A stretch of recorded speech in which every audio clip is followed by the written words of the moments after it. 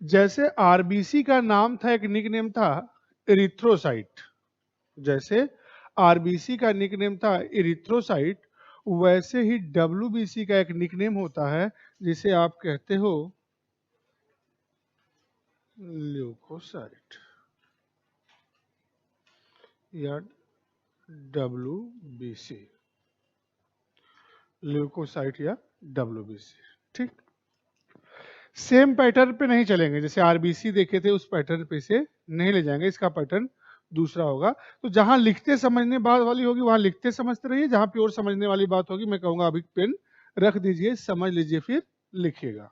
चलिएगा, जैसे आपने देखा था ऐसे फैक्चुअल थोड़ा देख लीजिए, जैसे आरबीसी को देखा था कि पर एमएम क्यूब कितनी होती है, लगभग 5 मिलियंस होती है। ठीक है, लिखने की जरूरत नहीं है। वैसे ही डब्ल्यूबीसी पर एमएम क्यूब में अगर देखा जाए तो 6 से 8,000 होती है। देखिए कितना रेशियो कम हो गया, कहाँ 5 मिलियन मतलब लगभग 50 लाख, और कहाँ 6 से 8,000। ठीक, लिखिएगा, अब लिखते रहिएगा, चीज लिखिएगा। न्यूक्लियस प्रेजेंट इन, अच्छा न्यूक्लियस से याद आया, कुछ क्वेश्चन दिए रहे होंगे हम, जब न्यूक्लियस आरबीसी में लिखवाए होंगे कि इंक्लूडिंग ह्यूमन बीइंग, मनुष्य सहित सभी स्तनधारियों की आरबीसी में डब्ल्यूबीसी नहीं, सॉरी केंद्रक नहीं पाया जाता, तो उसका कारण दिए थे लिखने के लिए। कितने लोग लिखे हैं? कोई नहीं, 2 लोग बस। चलिए अच्छी बात है, लिखते रहिए, जब मन करे तो लिख लीजिएगा, जब लिख लीजिएगा तो मुझे बता दीजिएगा, मैं समझा दूंगा उसको। लिखिएगा, nucleus present in WBC, WBC में केंद्रक पाया जाता है। Nucleus present in WBC, WBC में केंद्रक पाया जाता है। कलर, अच्छा आरबीसी का कलर लिखे थे कि नहीं उधर? लिखे थे ना, इसका लिखिए रंग, कलर, और उसको डैश देखिए अपने से लिख डालिए क्या कलर होता है, ये भी बताने की जरूरत नहीं है। नाम था आरबीसी तो कलर पीला था, जो भी आरबीसी का कलर देखे हो, वैसे ही नाम है डब्ल्यूबीसी तो कलर क्या होगा? कौन कर रहा है कलरलेस? बताइए भाई, किसने बोला? अच्छी बात है, किसने बोला? सही है आंसर। अब तो बताओ, हाथ उठाओ। ठीक, कलर जो है कलरलेस ही है, रंगहीन। जिसने बोला था सही बोला था, अब तो हाथ उठा दो। ठीक, गुड। क्यों? तो फिर उसको व्हाइट ब्लड सेल्स क्यों बोलते हैं? और शायद लाल था तो उसको बोलते थे लाल रक्त कणिका। ये रंगहीन है तो फिर इसको रंगहीन रक्त कणिका भी तो बोल सकते थे, व्हाइट बोलने की क्या जरूरत थी? कुछ तो लॉजिक होगा, रीजन होगा ना। जैसे नाम पे ही बोल रहे हैं तो कलर रेड था तो रेड ब्लड सेल्स, कलरलेस है तो कलर, जैसे व्हाइट बोले वैसे कलरलेस बोल लेंगे। तो फिर व्हाइट, रुक जाओ, नहीं को बोलने तो भाई, जिसने आंसर दिया है। हाँ गुड, बोलिए। डिमोटिवेट मत, तो ये अच्छी बात है, आपको पता है तो बताइए, बोलिए। नहीं पता? हाँ अब आप बोलो भाई।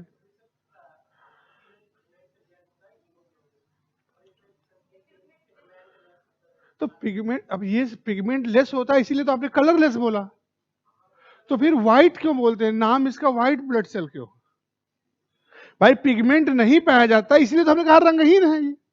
तो रंगहीन रक्त कणिका क्यों नहीं कहते, क्यों सफेद कहते? क्वेश्चन तो मेरा ये है ना, बहुत टेक्निकल बात नहीं है। इसलिए बोलते हैं कि जब ब्लड मिक्स ब्लड होता है तो उसमें डब्ल्यू भी सारे रक्त कणिकाओं और प्लाज्मा के साथ इसका जो अपीयरेंस होता है वो व्हाइटिश होता है, दिखने में ये क्या लगता है? व्हाइट लगता है। बट उसमें से जब पिक आउट करके एक अलग निकालते हैं तब समझ में आता है कि ये क्या है, ये व्हाइट नहीं, रंगहीन है, कलरलेस है। तो मिक्स ब्लड जो ब्लड होता है उस ब्लड में इसका अपीयरेंस कैसा आता है? व्हाइटिश आता है, इसलिए नामकरण कर दिया गया क्या? White blood cells. जब पर्टिकुलरली इसको निकाल के इसके बारे में स्टडी किया जाता है तब समझ में आता है कि जब इसको रक्त से, ब्लड से बाहर निकाले तो समझ में आया कि यार ये तो व्हाइट की तरह दिख रहा था लेकिन व्हाइट है नहीं, ये एक्चुअल में है कैसा? कलरलेस। ठीक, तो ध्यान रखिएगा। नाम हो गया ल्यूकोसाइट। तो फॉर्मेशन प्लेस, निर्माण स्थल, बनता कहाँ ये? फॉर्मेशन प्लेस, निर्माण स्थल या प्रोडक्शन प्लेस, ये बनता कहाँ है? तो आरबीसी बनता था red bone marrow, RBC RBM, याद है ना ट्रिक? वैसे ही डब्ल्यूबीसी बनता है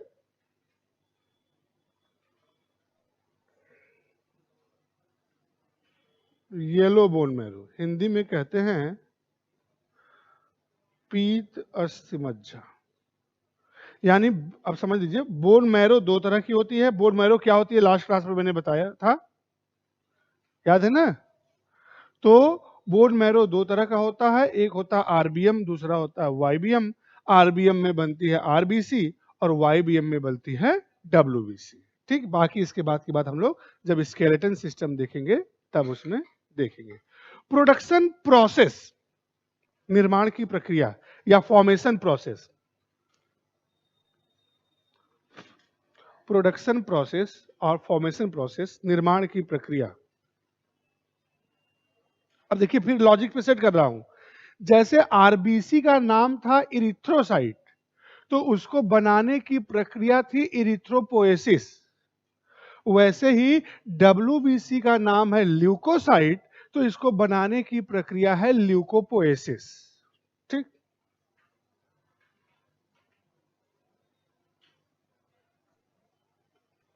ल्यूकोपोएसिस।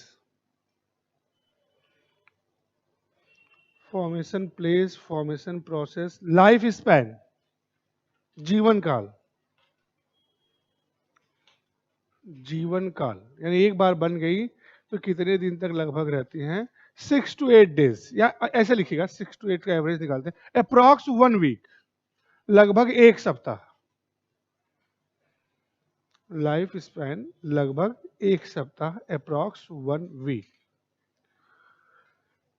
आरबीसी और डब्ल्यूबीसी, या ऐसे लिखिए, लिखे नहीं, सुन लीजिए, फिर मैं तो लिखने के लिए आराम से लिख रहे हैं। डब्ल्यूबीसी और आरबीसी का अनुपात, रेशियो क्या होता है? तो ऐसे लिखिएगा, WBC is to RBC. Blood के अंदर ये होता है 1:600, एक संबंधे 600।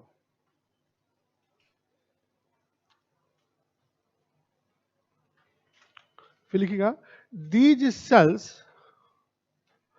Provides us immunity. ये कोशिकाएं या ये कणिकाएं, ये कोशिकाएं हमें प्रतिरक्षा प्रदान करती हैं। These cells provide us immunity.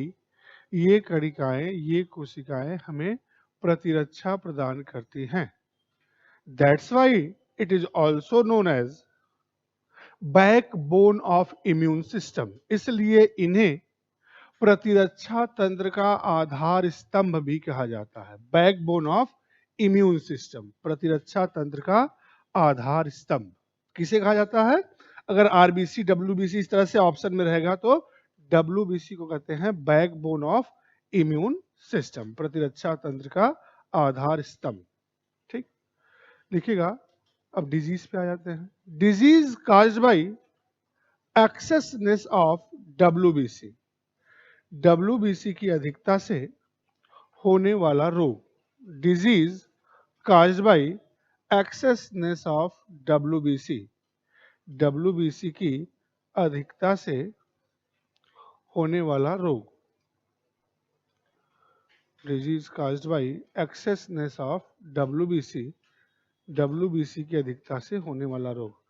नाम है ल्यूकोसाइट, तो रोग हो गया ल्यूकेमिया।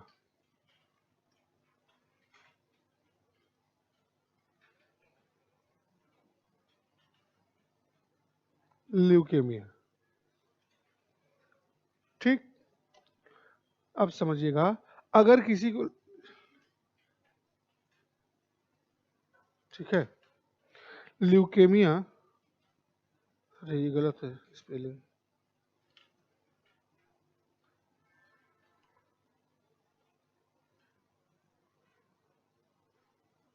ये स्पेलिंग ल्यूकेमिया।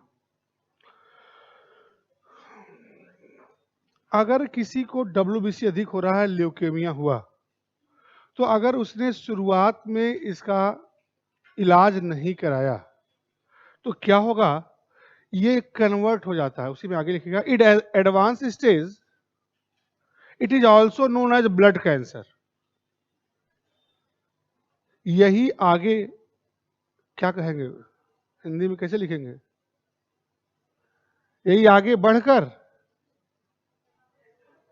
आगे चलकर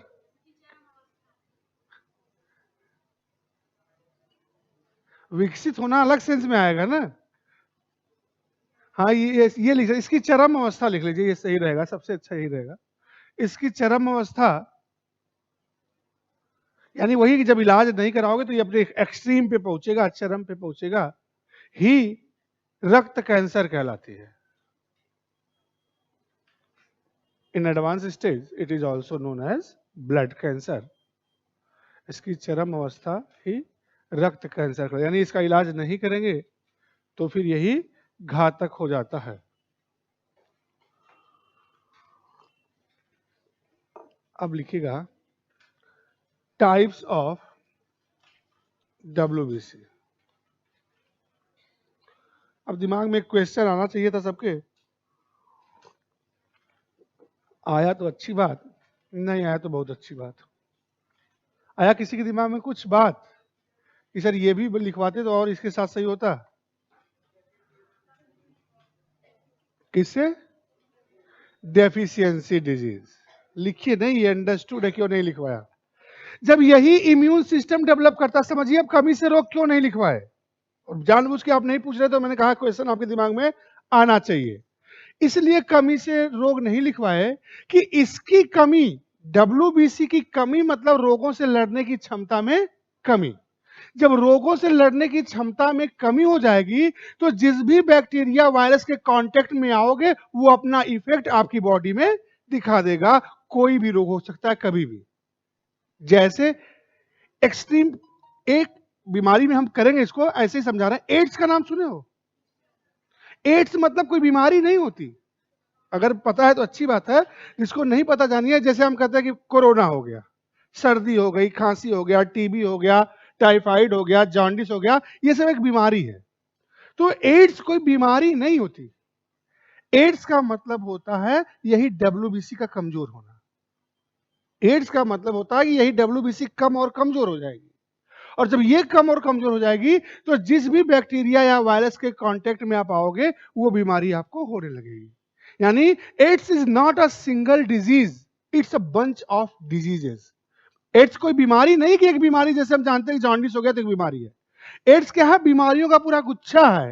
एड्स होने का मतलब कि रोग से लड़ने की क्षमता आपकी क्या हो गई, खत्म हो गई। आज सर्दी हो रही है तो कल खांसी हो रही है, तो परसों टाइफाइड हो गया, तो नरसों मलेरिया हो गया, तो उसके बाद जॉन्डिस हो गया। लगातार आप क्या रहेंगे, एक बीमारी ठीक करेंगे तब तक दूसरी हो जाएगी, दूसरी ठीक करेंगे तो तीसरी हो जाएगी, इस तरह से जीवन भर क्या रहते रहेंगे, बीमार ही चलते रहेंगे। तो एड्स मतलब यही होता है कि एड्स में एक्चुअल में क्या होता है, तो एड्स में एक्चुअल में यही WBC वीक और कम हो जाती है, संख्या में कम और कमजोर हो जाती हैं। तो पहली बात तो कम हो गई, और दूसरी बात क्या हुआ कि कमजोर हो गई, तो यही लड़ने की क्षमता क्या हो गई, कम हो गई।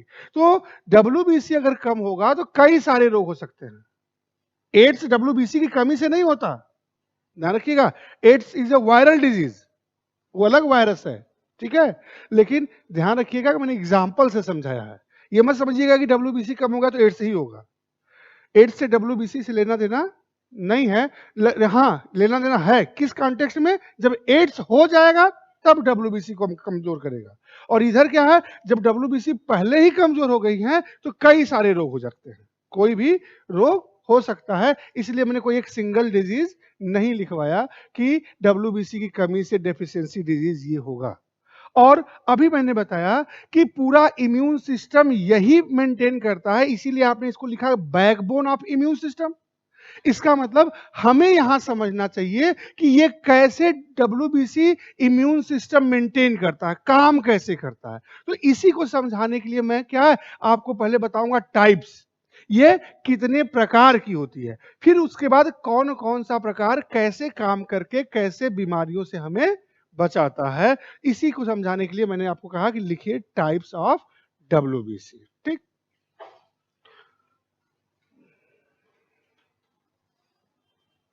जैसे कि मेरे पास भी पेज थोड़ा सा बचा था, मैंने क्या किया, पेज बदल दिया, बाकी मर्जी आपकी। और कॉपी घुमा लेंगे तो अच्छे से चार्ट बनाएंगे, और हर पॉइंट के नीचे एक एक लाइन थोड़ा थोड़ा लिखना होगा। तो जैसे कॉलम बना रहे हो तो दो कॉलम के बीच में दूरी रखिएगा, फिर कॉलम के नीचे कॉलम बनाओगे तो उसके बीच में भी क्या है, थोड़ा थोड़ा डिफरेंस रखिएगा। एक एक लाइन, दो दो लाइन अगर मुझे लिखवाना है तो पहले लिखवा के फिर उसको मैं एक्सप्लेन करूंगा। यानी पूरी WBC अब मैं करूंगा क्या, एक चार्ट में कंपाइल करने की कोशिश करूंगा कि एक चार्ट बनाओ और पूरा WBC। तो चार्ट बनाते समय कुछ नहीं करना, मैं बना रहा हूं, आप साथ साथ बनाइए, फिर मैं उसको एक्सप्लेन करता हूं कि WBC कैसे आपके इम्यून सिस्टम को स्ट्रेंथन करता है।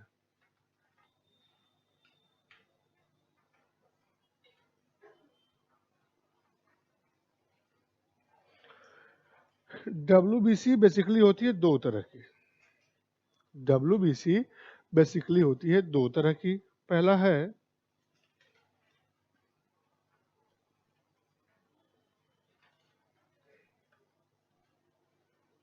क्या होता है, सब बताऊंगा, पहले लिख लीजिए। ग्रेन्यूलोसाइट कणिका सहित WBC।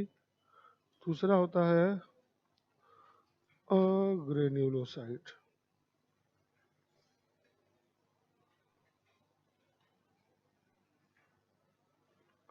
कणिका रहित WBC। जो कणिका सहित होती है ये तीन तरह की होती है। अब आपको यहाँ इस वाले में नहीं कुछ लिख रहा, तो ये लाइन छोटी कर सकते हो, बट इसके नीचे वाली लाइन अब बड़ी होगी। तो कणिका सहित जो है ये तीन तरह की होती है। पहला है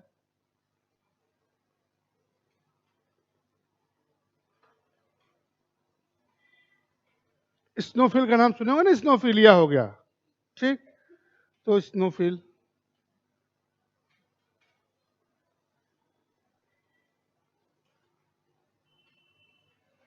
दूसरा होता है बेसोफिल।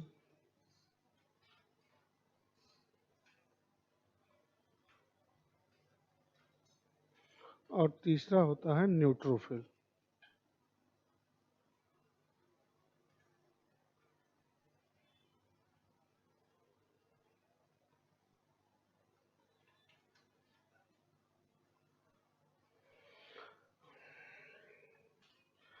जो अग्रेन्यूलोसाइट होता है ये बेसिकली दो तरह का होता है। अब देखिए यहां अगर इसके न्यूट्रोफिल के नीचे लाइन आने वाली होगी आपकी, तो थोड़ा और नीचे बढ़ा लीजिएगा, मुझे लिखना नहीं लेकिन मैं आपको बता दे रहा हूं। ये होती है दो तरह की। अब आप कॉमन कॉन्सेप्ट लगाइएगा, मैं देखिए लेफ्ट हैंड में धीरे धीरे खिसक रहा हूं, दिख रहा है ना बोर्ड पे, क्यों खिसक रहा हूं अभी समझ में आएगा। यानी चार्ट बनाते समय आप भी ध्यान रखिएगा इस बात का। दो तरह का होता है, एक होता है लिम्फोसाइट,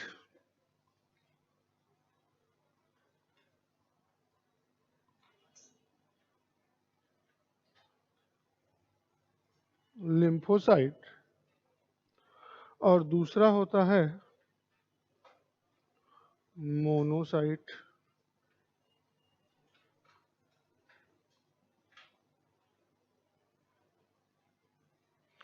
जो लिम्फोसाइट होता है ये दो तरह का होता है। लिम्फोसाइट जो होता है ये दो तरह का होता है।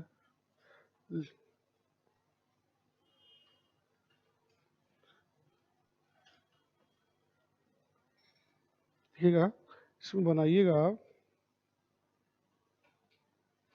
टी लिम्फोसाइट और बी लिम्फोसाइट।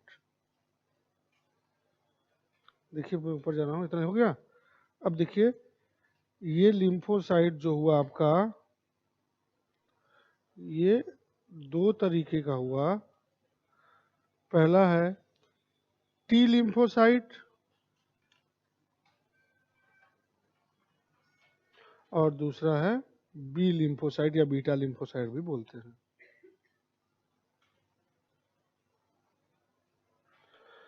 ये जो टी लिम्फोसाइट होता है ये 4 तरह का होता है।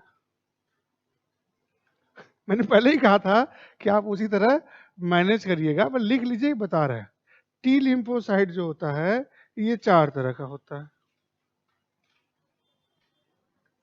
पहला होता है CD4 हेल्पर सेल्स,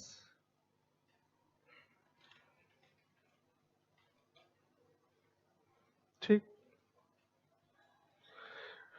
दूसरा होता है killer T sales, killer T sales, या इसका नाम होता है साइटोटॉक्सिक, साइटोटॉक्सिक टी सेल्स। फिर होता है एक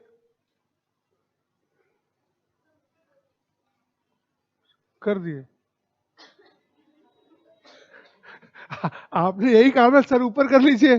सर ऊपर कर लिया मैंने अपना, तो कर दीजिए। किसका सर ऊपर करे? पेज ऊपर कर लीजिए, पेज अप करिए, पेज डाउन, ये पेज है ना। तीसरा होता है suppressor T cells, suppressor T cells, suppressor T cells.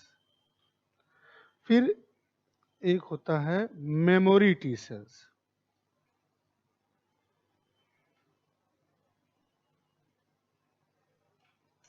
Suppressor T cells. थोड़ा सा डाउन करें, ठीक हो गया। जो बीटा लिम्फोसाइट्स होती हैं ये 2 तरह की होती हैं। बी लिम्फोसाइट जो हैं ये जो हैं 2 तरह की होती हैं। अभी कर देते हैं ऊपर नीचे जितना करना है। पहला होता है antibody producing beta lymphocyte, antibody producing B cells या beta lymphocyte cells. B cells का मतलब यहाँ बीटा लिम्फोसाइट सेल्स। और दूसरा होता है मेमोरी बी सेल्स। ये हो गया क्लासिफिकेशन। सॉरी, किसकी? CD4, CD4 समझ में आया? हेल्पर सेल्स या हेल्पर टी सेल्स कह सकते हैं, हेल्पर टी सेल्स या टी लिम्फोसाइट सेल्स कह लीजिए।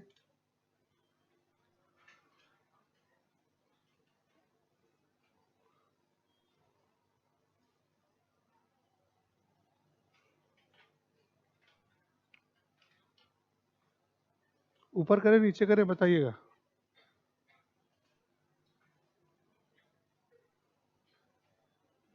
हो गया?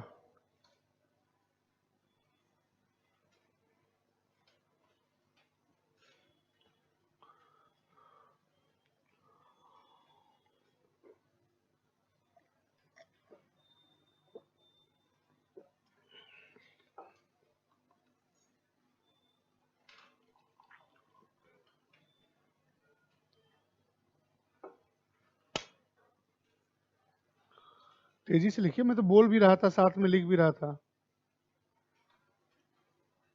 हो गया इतना? चलिए अब शुरू से आ जाइए यहां से। स्नोफिल के नीचे एक लाइन, आप देखिए, इसके नीचे एक लाइन, इसके नीचे एक लाइन, इसके नीचे 1-2 लाइन, ठीक। स्नोफिल्स में लिखिएगा, स्नोफिल में लिखिएगा इंक्रीज इन एलर्जिक कंडीशंस, इतना ही लिखना है। इंक्रीज इन, अब कुछ लोग उसको पेज बदल के अलग से हेडिंग डाल के मत लिखिएगा, तो एक ही लाइन लिखना है, फिर अलग से कहां कहां खोजोगे। एलर्जी के समय इसकी संख्या बढ़ जाती है, increase in allergic conditions, allergy के समय इनकी संख्या बढ़ जाती है। बेसोफिल में लिखिएगा चेक, चेक मतलब रोकने वाला check, check hypersensitivity, check hypersensitivity by secreting a specific type of protein. Check hypersensitivity by secreting a specific type of protein named histamine. अब ध्यान रखिएगा, न्यूक्लियस में ऐसे लिखे होंगे वहां हिस्टोन था, उसको ऐसे मत समझिएगा कभी कभी सुना सुना सा लग रहा है, तो वो हिस्टोन सुने थे न्यूक्लियस में जो पाया जाता था, साइटोप्लाज्म में, सॉरी न्यूक्लियोप्लाज्म में. Check hypersensitivity by secreting a specific type of protein named histamine. Hindi में लिखिएगा, हिस्टामिन नामक एक विशेष प्रकार की प्रोटीन के श्रावण से, हिस्टामिन नामक एक विशेष प्रकार की प्रोटीन के श्रावण से अत्यधिक संवेदनशीलता को रोकता है. अत्यधिक संवेदनशीलता को रोकता है. Check hypersensitivity by secreting a specific type of protein named histamine. Histamine नामक एक विशेष प्रकार की प्रोटीन के श्रावण से अत्यधिक संवेदनशीलता को रोकता है. ठीक. न्यूट्रोफिल में लिखिएगा, फैगोसाइटोसिस इन नेचर.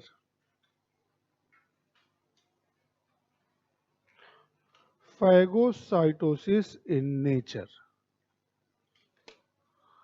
हिंदी में लिखिएगा, स्वभाव से भक्षक कोशिकाएं.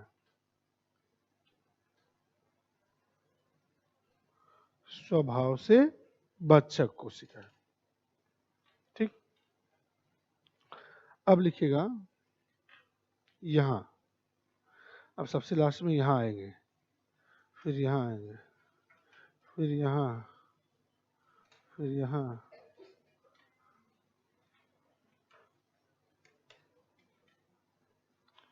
क्योंकि टी लिम्फोसाइट का अगर के बारे में लिखना होगा तो वही तो लिखिए, 4 तरह की होती है, चारों का काम बता दीजिए, वो हो गया टी लिम्फोसाइट का काम.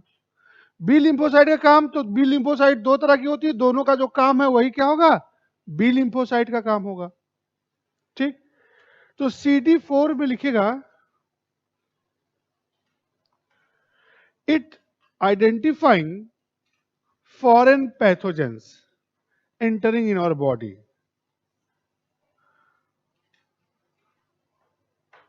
या फॉरेन पैथोजन मत लिखिएगा, फॉरेन सब्सटेंसेस लिखिएगा, कोई भी सब्सटेंस.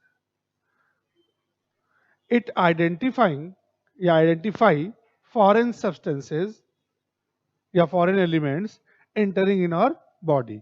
यह बाहरी रोगाणुओं या बाहरी वस्तु, कुछ भी बाहरी चीज होगी, को शरीर के, को नहीं के, यह बाहरी वस्तुओं के या बाहरी रोगाणुओं के शरीर में प्रवेश को पहचानती है.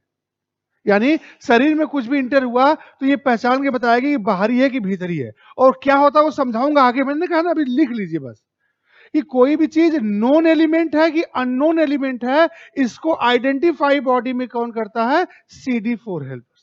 ठीक. दूसरा ले, अगर वो बाहरी हुआ तो क्या होगा, CD4 किलर टी सेल्स नाम ही है.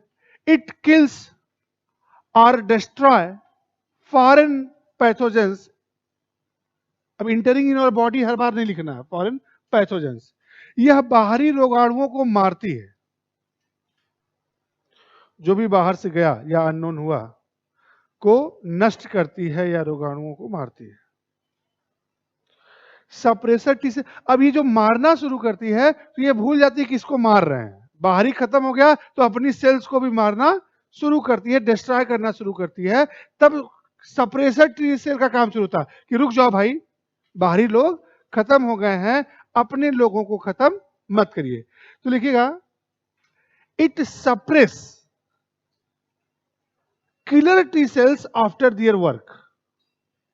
यह साइटोटॉक्सिक या किलर टी सेल्स को उसके काम के पश्चात रोकती है. यह साइटोटॉक्सिक टी सेल्स को उसके काम के पश्चात रोकती है।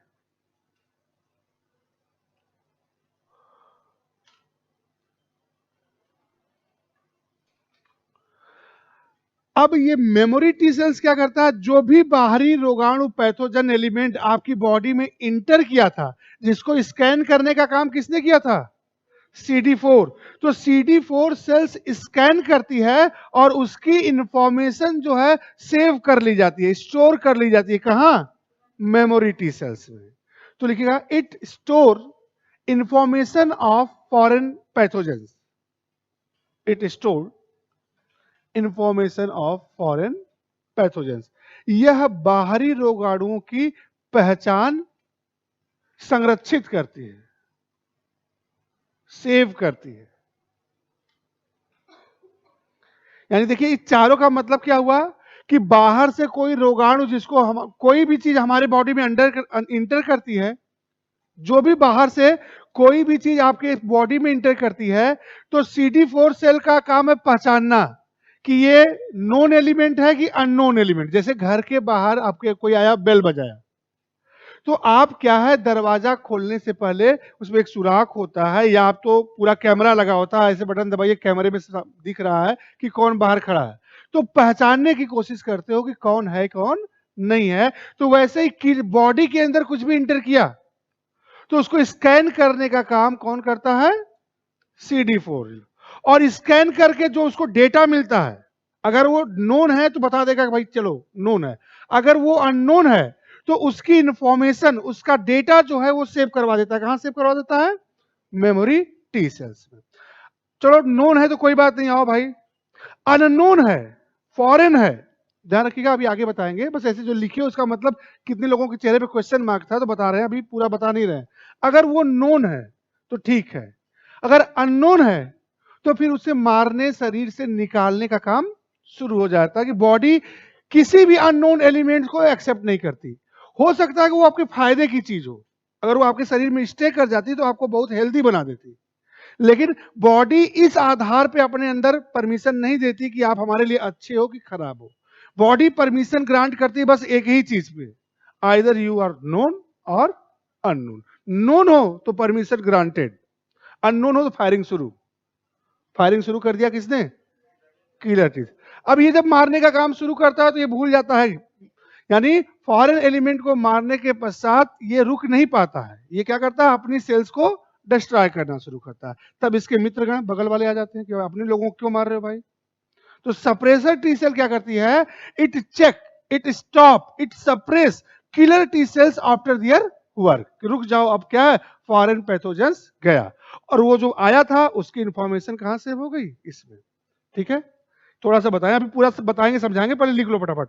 Antibody producing beta lymphocyte sales, तो इसका नाम से ही पता है कि ये शरीर में क्या करेगी, तो लिखा it produce antibody in our body, शरीर में एंटीबॉडी का निर्माण करती है।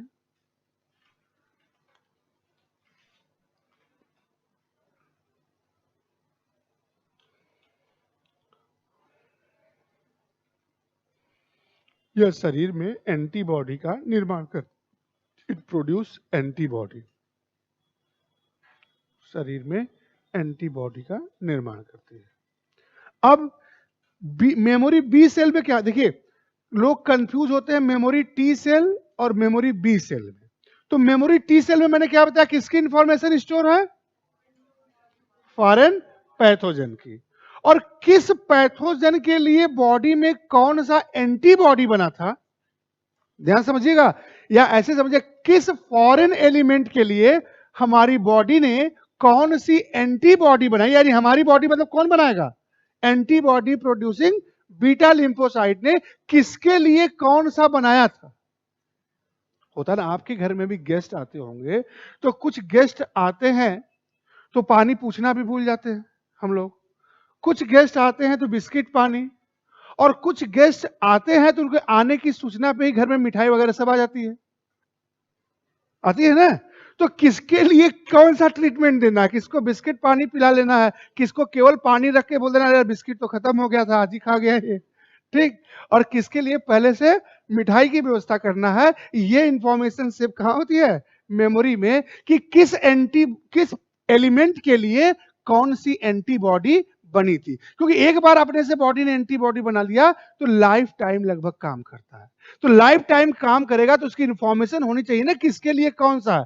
त्रिशूल बनाए तो किसके लिए बनाए, नाग बनाए तो किसके लिए बनाए, या पृथ्वी मिसाइल बनाए तो किसके लिए बनाए, अग्नि बनाए। तो हर मिसाइल को डेवलप करने के पीछे एक सोच होती है कि इसकी रेंज इसको इतना रखेंगे तो इस वाले दुश्मन के लिए ये क्या है। जैसे मैंने आपको जब बताया था टेक्नोलॉजी, तो मैंने बताया था पृथ्वी किसको सोच के बनाई गई है? पाकिस्तान को। यानी पृथ्वी की रेंज में क्या है? पाकिस्तान है।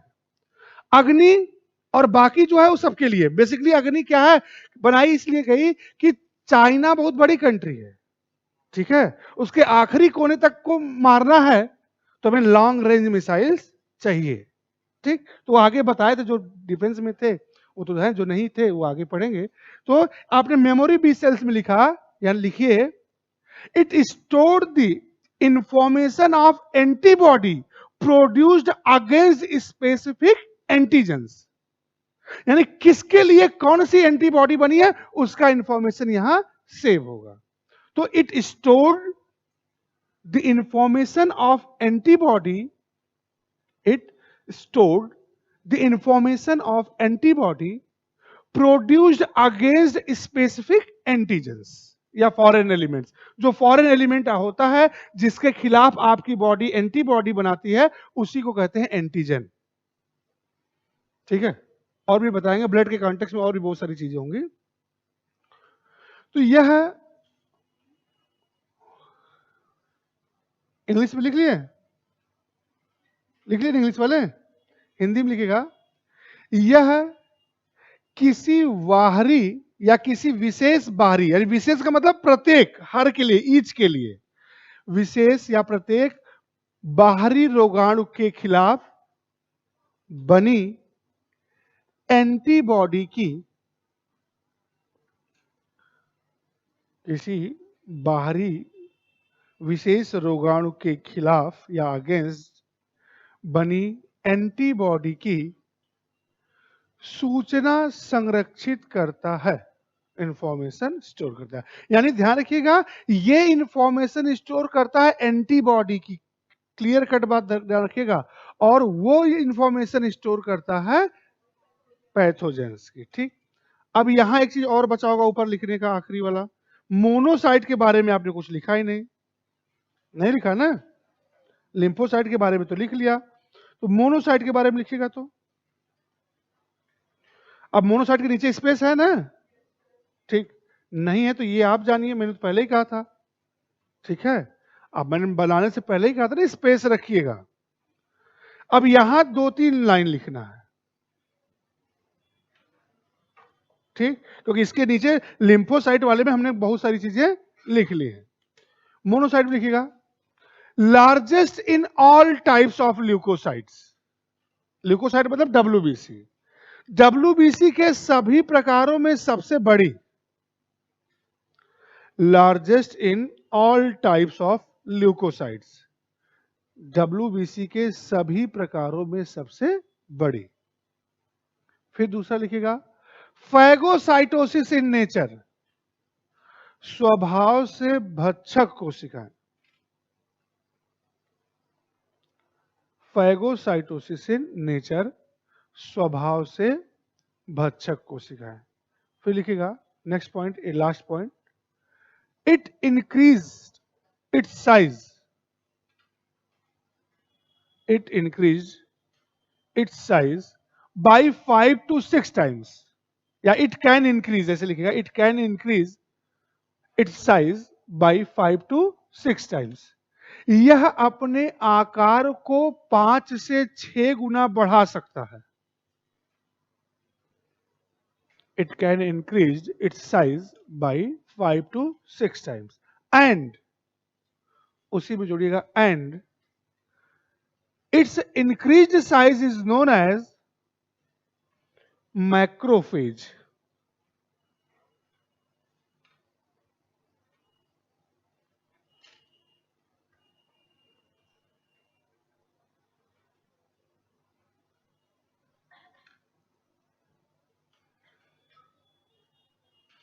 तथा इसके बढ़े हुए आकार को